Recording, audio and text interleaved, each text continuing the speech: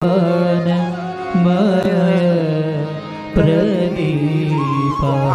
मन को मैं पकड़कर भगवान की ओर ले जाने का प्रयास करता हूं। कथा हमारा क्या है? आपको मैं नहीं पकड़ता, आपके मन को पकड़कर मैं भगवान शिव के चरणों में समर्पित करना चाहता हूं। और कलयुग में एक पल के लिए आपका मन भगवान शिव के चरणों में समर्पित हो जाए, सफलम जीवितम।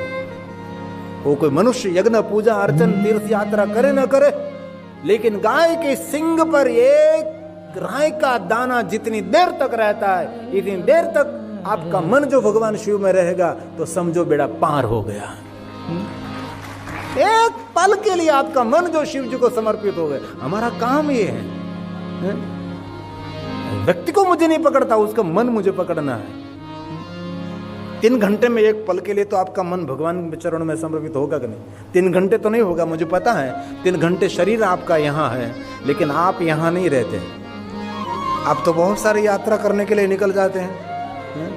आपका शरीर यहाँ रहता है और आप तो कहाँ कहाँ जाते होगे पता नहीं। पहला तो ये जाता होगा कि बाहर चप्पल ठीक तो रखा ना कोई, हमारा पहन न जाए, ये पहला मन हमारा। इतना काम है, इतना कार्य है, इतने बजे मुझे पहुंचना है, बहुत सारा विचारों में उलझा हुआ है मनुष्य है। इसीलिए 3 घंटे में एक पल के लिए जो आपका मन भगवान शिव में समर्पित हो जाए, तो समझ लेना चाहे आपका जीवन सफल है। आपका जीवन सफल है। कथा भगवान की पूजा है। यहां फूल नहीं अर्पण करना है, यहाँ जल नहीं, गंगा जल नहीं, पंचामृत नहीं, द्रव्य सुगंधि द्रव्य नहीं। कथा में भगवान को पुष्प, द्रव्य, सुगंधि द्रव्य, पंचामृत, गंगा जल कुछ भी नहीं। यहाँ कथा के पूजा में आपका मन अर्पण करना है, यहाँ मन देना है, पुष्प नहीं देना है। यहाँ कोई पंचामृत, यहाँ कोई दूध दही घी का अभिषेक नहीं करते, यहाँ तो मन का अभिषेक करना है। यहाँ तो मन भगवान को समर्पित करना है। नहीं बोलते कि मन चंगा तो काथरोट में, हम बोलते हैं। क्यों बोलते? इसीलिए तो बोलते हैं ना। इसीलिए निरंतर हमारा मन शिव संकल्प मस्तु, हमारा मन निरंतर भगवान शिव के चरणों में समर्पित हो जाए, महादेव में रहे हमारा मन। अन्य स्थानों पर हमारा मन कभी भटके नहीं, हमारा मन कभी कहीं अटके नहीं। आज मन भटक भी रहा है और मन अटक भी रहा है, कहीं ना कहीं हमारा अटक गए, वहां से बाहर निकल ही नहीं सकते हम। इसीलिए कहा तवेव जीवनम धन्यम, तवेव जीवनम धन्यम, तवेव जन्म सफलम,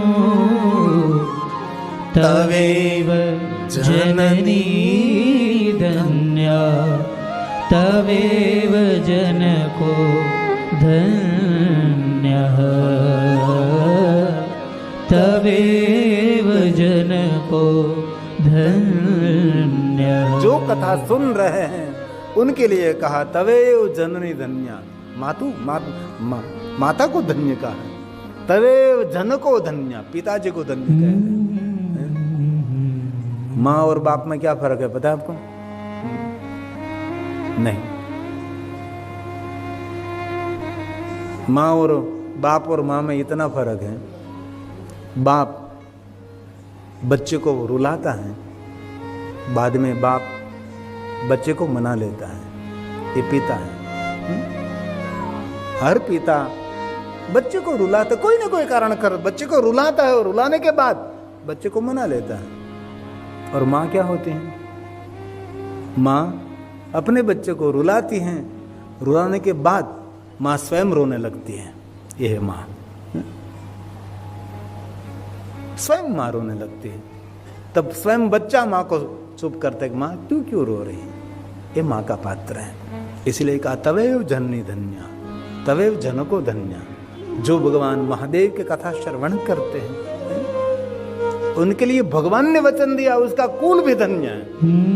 दादा परदादा हमारे पूर्वज सब धन्य है जो भगवान महादेव के कथा का श्रवण करते हैं। ये मेरा वचन नहीं है, ये सब व्यास जी बोल रहे हैं। शिव महापड़ ग्रंथ में से मैंने सब कुछ निकाल कर आप तक पहुंचाने का प्रयास करता हूं। ये श्लोक उनकी वाणी, ये देवताओं की वाणी। तवेव कुलमृत्कृष्टम् सत्यं सत्यं न संशयः यतः सदा शिवे भक्तिर्दृशी त्वयि राजते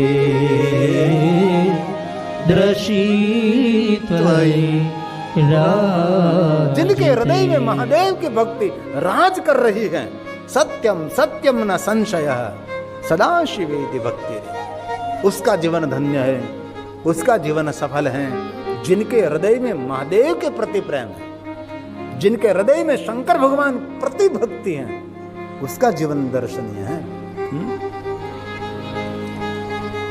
इसलिए आप सभी गंभीरता के साथ कथा का श्रवण करते हैं, आदर के साथ भगवान का कथा का श्रवण करें। आज मुझे पहले दिन इतनी अपेक्षा भी नहीं थी कि इतने भाई बहन कथा श्रवण करने के लिए आते हैं, और पहला दिन है ना, इसीलिए ऐसा ही होगा। हम प्रजापति हॉल में कथा करते तब भी ऐसा ही था, पहले दिन तो एक कम संख्या रहती है, बाद में तो धीरे धीरे 5 बजे दरवाजा बंद करना पड़ता था, है ना, क्रॉनक भैया 5 बजे गेट बंद। चूँकि यहाँ तो नियम होते हैं कि ये हॉल में इतनी कैपेसिटी तो इतने ही बैठ सकते हैं, कैसे यहाँ का नियम है। हमारे तो भारत में कोई नियम ही नहीं, खुले मैदान में जीना है तो भारत में रहने के लिए आना पड़ेगा।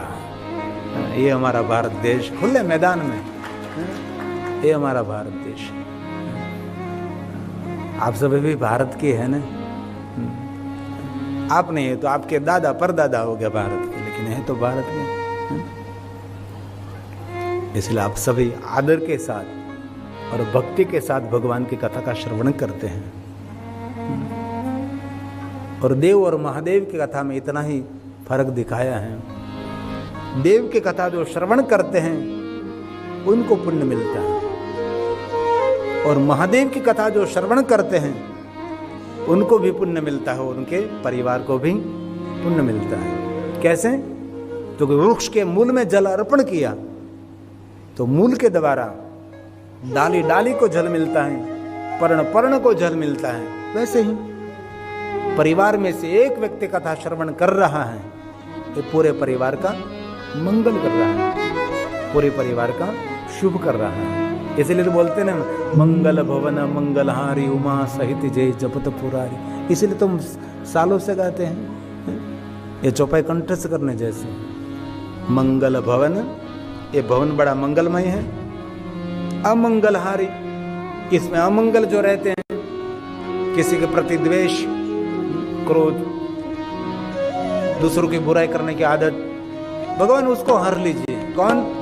उमा सहित जय जपत पुरारी, श्री हरि, भगवान विष्णु, भगवान राम।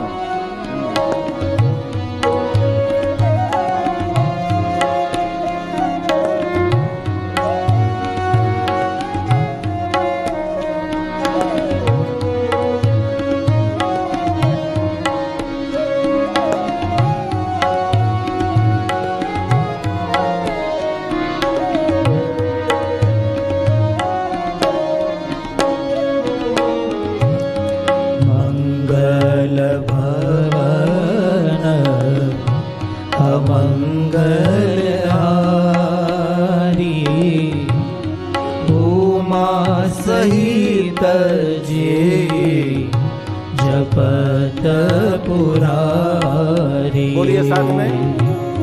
मंगल भवन अमंगल हारी उमा सहित जे जपत पुरारी। ओम नमो नारायण नारायण। ओम नमो नारायण नारायण। ओम नमो नारायण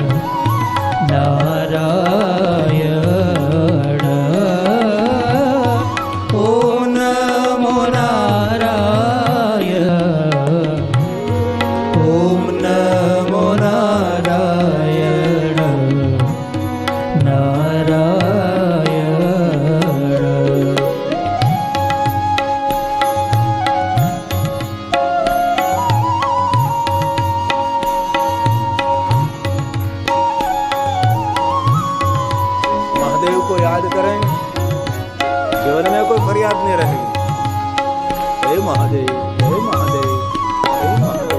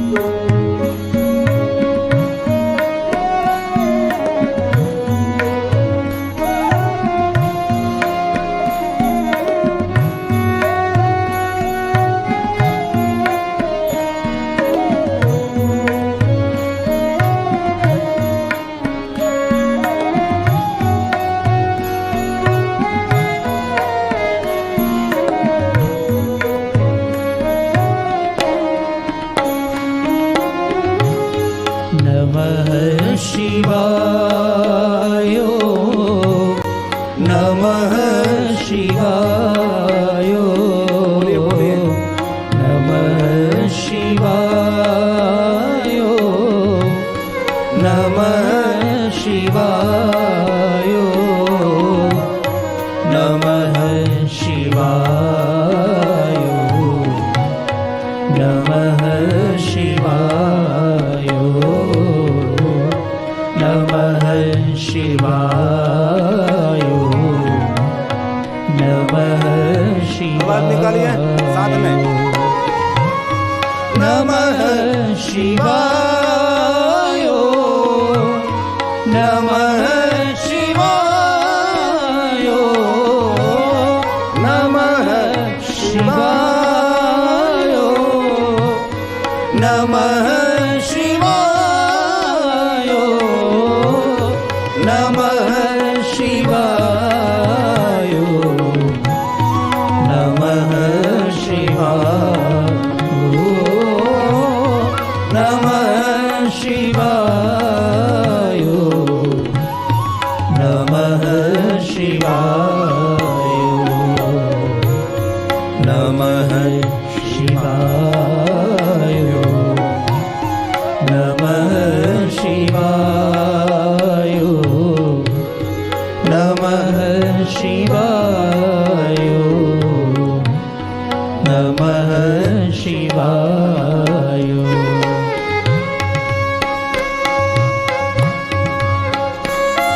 शब्दों रूपी पुष्प लेकर श्रोताओं पर अभिषेक कर रहा है, श्रोता की पूजा कर रहा है। ये वक्ता का कर्तव्य है।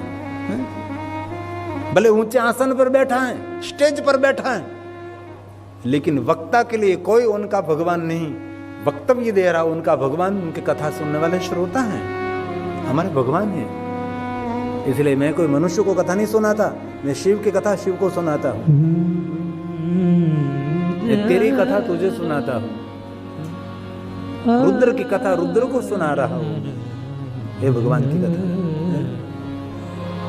इसलिए आपको सामान्य नहीं है, जो सही अर्थ में कथा श्रवण कर रहा है वही सही अर्थ में, जो अंतकरण का भाव लेकर भगवान की कथा सुन रहा है।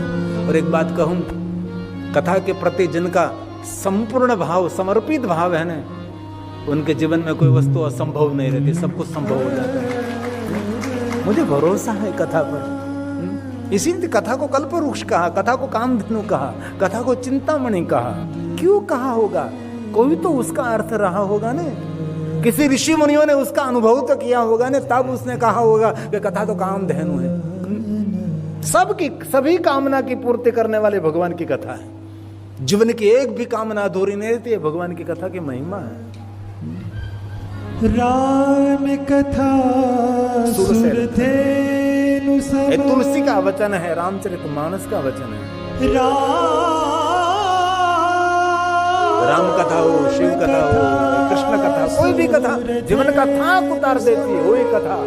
सेवत सब सुखदानी, जीवन का सुख देने वाली भगवान की कथा है। सेवत सब सुख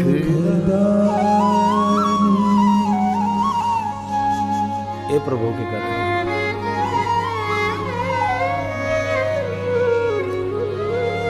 इसीलिए 24 घंटे तो नहीं, लेकिन जितना समय मिला। आजकल कथा दुर्लभ नहीं सुर्लभ हो गई है। बाकी तो तुलसी ने कहा सब कुछ दुर्लभ है, लेकिन कलयुग में कुछ भी दुर्लभ नहीं रहा। कलयुग में सब कुछ दुर्लभ हो गया। ये तुलसी का वचन है। संत समागम हरि कथा। कोई साधु का संग करना, सृष्टि का संग करना, दृष्टि लोगों का संग करना। संग दोष जीवन में एक रंग लाता है। इसलिए अब किसके साथ बैठ के साथ वार्तालाप करते हैं, जीवन में बहुत बड़ा एक जीवन का अंग है।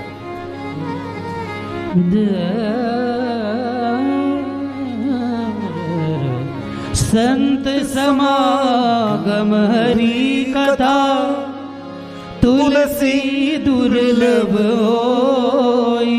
तुलसी ने कह दिया दुर्लभ, लेकिन आप कभी भी आजकल तो यूट्यूब टेलीविजन खोले, एक वक्ता नहीं हजारों वक्ता कथा गाते हैं। सत्संग आज के लिए इतना दुर्लभ नहीं रहा। पहले तो कई जगह पर कथा का आयोजन होता था, लोग आसपास के गांव के दूर दूर से लोग चलते चलते कथा श्रवण करने के लिए जाते थे। और 2 समय कथा चलती थी, 9 से 12 और 3 से 6 लगातार। अभी जो कथा हो रही इतनी कथा पहले नहीं होती थी ना, इसीलिए तुलसी ने कहा होगा संत समागम हरि कथा तुलसी दुर्लभ होई। सुत दारा अरु लक्ष्मी पापी के घर भी होई। सुत दारा अरु लक्ष्मी पापी के घर भी होई। इसीलिए किसी व्यक्ति को कथा प्रेमी बनाना बहुत बड़ा पुण्य है। बहुत सारे श्रोता ऐसे होते हैं, बहुत लोगों को कथा का रंग लगा देते हैं, जुक्ति मुक्ति करके उनको कथा में लाते हैं। और एक बार कथा सुन लिया और उसके हृदय तक शब्दों को पहुंच गया तो कथा प्रेमी बनता है। प्रभु प्रेमी बनने के लिए पहले तो कथा प्रेमी बनना पड़ेगा, बाद में प्रभु प्रेम प्रकट रहता है ना। भक्ति का द्वार और कोई नहीं, भक्ति का द्वार है कथा। कथा से भक्ति का जन्म रहता है, भक्ति अंकुरित होती है। ये कथा की महिमा है।